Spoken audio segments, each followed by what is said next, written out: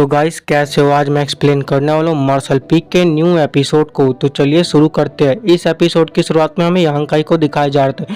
यांग काई कह रहा होता है कि अगर मैं तुम्हें ये कहूँ कि इंक फोर्स का इफेक्ट मुझ पर नहीं होता, ऐसा इसलिए क्योंकि मैं एक्स्ट्रा ऑर्डिनरी टैलेंटेड हूँ, क्या तुम मुझ पर विश्वास करोगे।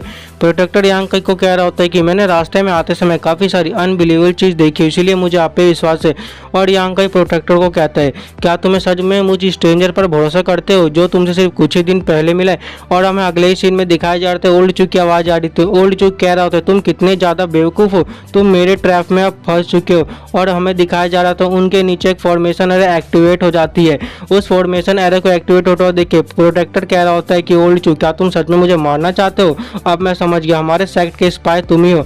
ओल्ड चू से कह रहा होता, हाँ मैं स्पाई हूँ। तो ये दुनिया उतनी ज़्यादा सिंपल नहीं है जैसा तुम समझते हो, तुम अभी तक ये समझ नहीं पाए और मेरे ट्रैप में फंस गए।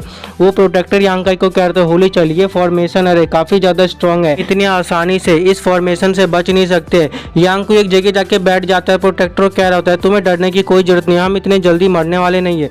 यांग काई को ऐसा देख के प्रोटेक्टर कह रहा होता है कि होली चाइल्ड, आखिर आप ऐसी सिचुएशन में इतने शांत कैसे हो सकते हो। और हमें ओल्ड चू की आवाज़ सुनाई जा रही होती है।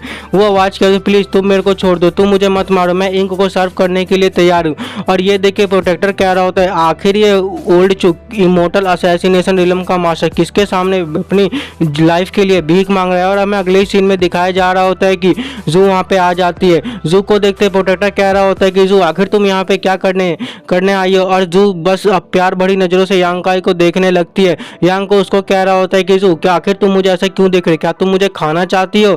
और यांग काई कहता है, अगर तुम मुझे ऐसे ही देखती रही तो फिर मैं तुम्हें एक ही बार में मार दूंगा। और जू कहते हैं, तुम मुझे मार दोगे, सच में तुम कितना बोरिंग पर्सन हो। और जू उस ओल्ड मैन चू को यांग काई सामने फेंक देती है और कह रही होती है, ये पर्सन तुम्हें पहले मारना चाहता था लेकिन मैं इसे अब तुम्हारे सामने ले आई, अब तुम्हारे ऊपर है कि तुम्हें इसके साथ क्या करना है। हमें उस ओल्ड चू को दिखाया जाता है। वो ओल्ड चू कह रहा होता है, प्लीज़ मुझे छोड़ दो, मेरी लाइफ को छोड़ दो। और यांग काई कह रहा होता है, जू को तुम अचानक से आके मेरे को रेस्क्यू करने लगी, आखिर तुम चाहती क्या हो। जू कह रही होती है, मेरे को तुम चाहिए। और अगले ही सीन में वो अपनी एनर्जी को रिलीज करके ब्रदर जू के और चारों ओर मतलब अपनी एनर्जी को फैला देती है, फॉर्मेशन एरो को सेटअप कर देती है। और जो जू क्रीपी सी स्माइल देके यांग काई के नॉलेज सीख के अंदर चली जाती है। और यांग काई अपने मन में क्या होता है, आखिर क्यों, आखिर हर बार ऐसा क्यों होता है, हर बार ये इमोर्टल असेंशन रिलम के मास्टर मेरी डिवाइन सेंस को कैसे सरपास कर जाते हैं। यांग काई प्रोटेक्टर को कह रहा होता है कि ब्रदर जू तुम वहाँ से हिलो मत, अगर तुम वहाँ से हिलोगे तो फिर तुम डायरेक्टली मारे ही जाओगे।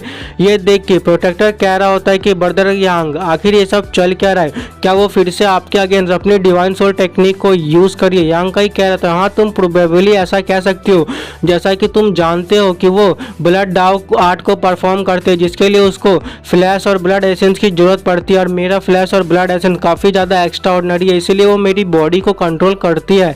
और अगला सीन शिफ्ट होता है यांग काई की नॉलेज सी की और जहाँ पे वो जू आ जाती है। वहाँ पे ओल्ड मैन पैंग होता है। ओल्ड मैन पैंग कमांडर जू को कह रहा होता है, ग्रीटिंग मास्टर। और वो जू कह रही होती है, ओल्ड मैन पैंग आखिर तुम यहाँ पे क्या कर रहे हो, तुम अभी तक मरे नहीं। ओल्ड मैन पैंग क्या होता है, क्या मैं मर चुका हूँ। जू कहते हैं, हाँ मैंने तुम्हें देखा, तुम एक ही स्वॉर्ड स्लैश से बाहर मारे जा चुके हो। और वो सामने की उंगली दिखाते हुए कह रहे थे, क्या ये होली चाइल्ड का नॉलेज ही है। और मुझे ये बताओ आखिर वो जो सामने जो चीज़ है, आखिर वो चीज़ क्या है। ये देख के पैंथर को गुस्सा आ जाता है। वो गुस्से में कह रहा होता है, आखिर तुम चीज़ किसे कह रहे हो, लगता है मुझे तुम्हें तुम्हारी औकात दिखानी पड़ेगी। और पैंथर जू के ऊपर एक खतरनाक सा लाइटनिंग का अटैक कर देता है। जू कहते हैं, एक मिनट रुको। और हमें उस जू की काफ़ी सारी चिल्लाने की आवाज़ आ रही होती है। सीन शिफ्ट होता है बाहर की ओर जहाँ पे जू यांग काई के नॉलेज सीख के और बाहर आ जाती है। और वो पूरी तरह से घबरा के नीचे गिर जाती है। वो यांग काई के सामने घुटने टेक के कह रही होती है, प्लीज़ मैजेस्टी आप इस सर्वेंट को माफ़ कर दीजिए, मुझे ये नहीं पता था कि आप इतने ज़्यादा स्ट्रांग हो गए, मैं ऐसी गलती दोबारा नहीं करूँगी। यांग काई उसको कह रहा था, सबसे पहले तुम अपनी सीक्रेट टेक्निक को ब्रदर जू के वहाँ से हटाओ। और वो अगले ही सीन में दिखाया जाता है कि ना अपनी सीक्रेट टेक्निक को ब्रदर जू के वहाँ से हटा देते हैं। और यांग काई उसको कह रहा होता है, तुम खड़े हो जाओ। और जू खड़े हो जाती है। यांग काई उसको कह रहा हो, तुम कुछ ज़्यादा ही लकी हो कि तुम अभी तक मरे नहीं। जू कहते हैं, हाँ ये सर्वेंट कुछ लकी थी इसलिए अभी तक मरे नहीं। और यांग काई जू को कह रहा होता है, क्या तुम फिर से मेरी बॉडी को कंट्रोल करना चाहती हो। जू घबराते हुए कह रहे होते हैं, नहीं मैं ऐसा नहीं करूँगी, मुझे माफ़ कर दीजिए। यांग काई कह रहा होता है कि तुम शांत हो जाओ, मैं कोई ऐसा पर्सन नहीं हूँ जो बिना हर किसी को बिना वजह के मार दूँ, बस बात यह है कि इस बार तुम्हारा बैड लक था इसीलिए तुम हार गई।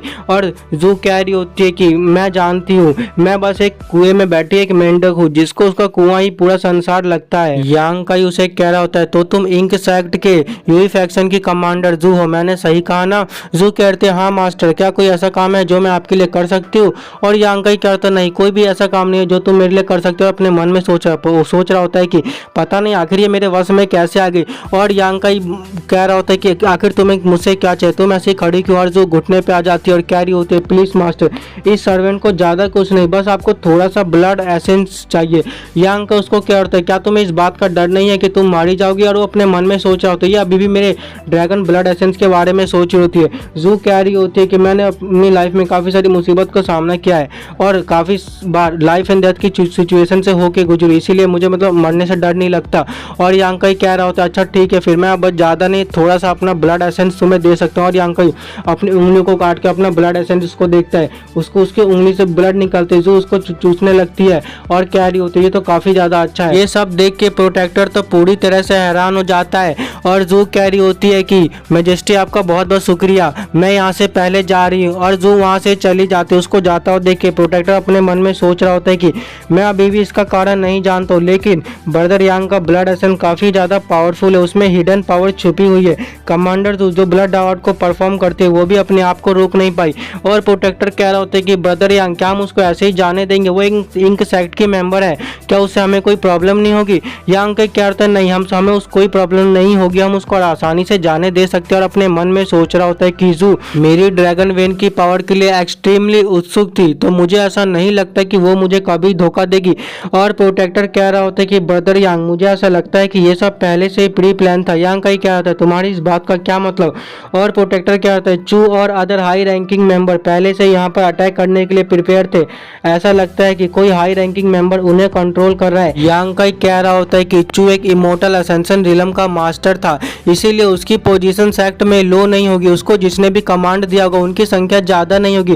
प्रोटेक्टर कह रहा होता है कि वो कुंग फ्लैग के अंडर आता था और कुंग फ्लैग मास्टर ही उसको कमांड दे रहे होते। यांग का कह रहा था, अच्छा तो ऐसा है। और प्रोटेक्टर कह रहा था, और साथ ही में चू ने यह कहा था कि Holi child spirit religion sect का 10 साल पहले ही अपीयर हो गया था, इसका तो यही मतलब हुआ कि ब्रदर यांग आप होली चाइल्ड नहीं हो।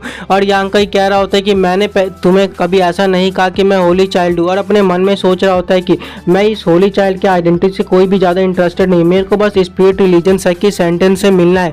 और प्रोटेक्टर कह रहा होता है कि अगर ब्रदर यांग होली चाइल्ड नहीं है तो फिर आपको वो लोग मारना क्यों चाहते हैं? और यांग का कह रहा है, आखिर तुम अब क्या करना चाहते हो? प्रोटेक्टर कह रहा होता है कि हालांकि चू ने यह झूठ नहीं बोला था कि स्पिरिट रिलीजन सेक्ट का होली चाइल्ड 10 साल पहले ही अपीयर हो गया था और इस बात को अभी तक सीक्रेट रखा गया है। हाउएवर मैं उसी चीज़ पे बिलीव करता हूँ जो मैं अपनी आंखों से देखता हूँ। और प्रोटेक्टर यांग का इसे कह रहा होता है कि होली चाइल्ड मुझे माफ़ कर दीजिए इतना बोल्ड होने के लिए, मैं चाहता हूँ कि आप मेरे साथ डुआन सिटी चले। यांग का कह रहा होता है कि वैसे मैं भी डुआन सिटी जाना चाहता हूँ। और अगला सीन शिफ्ट होता है डुआन सिटी की और हमें बताया जाता है डुआन सिटी वो स्पिरिट रिलीजन सेक्ट का हेडक्वार्टर है। और हम सिटी की ओर सीन शिफ्ट होता है जहाँ पे सिटी के लोग कह रहे होते हैं, क्या तुमने सुना कि होली चाइल्ड आ रहा है? और हमारा सीन शिफ्ट होता है सेंटेंस की ओर। सेंटेंस की ओर दिखाया जाता है, वो सेंटेंस कह रही होती कि क्या आप सभी ने ये न्यूज़ सुनी? मैं आप सभी से इस मैटर के बारे में बात करना चाहती हूँ, इसीलिए मैंने आप सभी को एक यहाँ पे समन किया।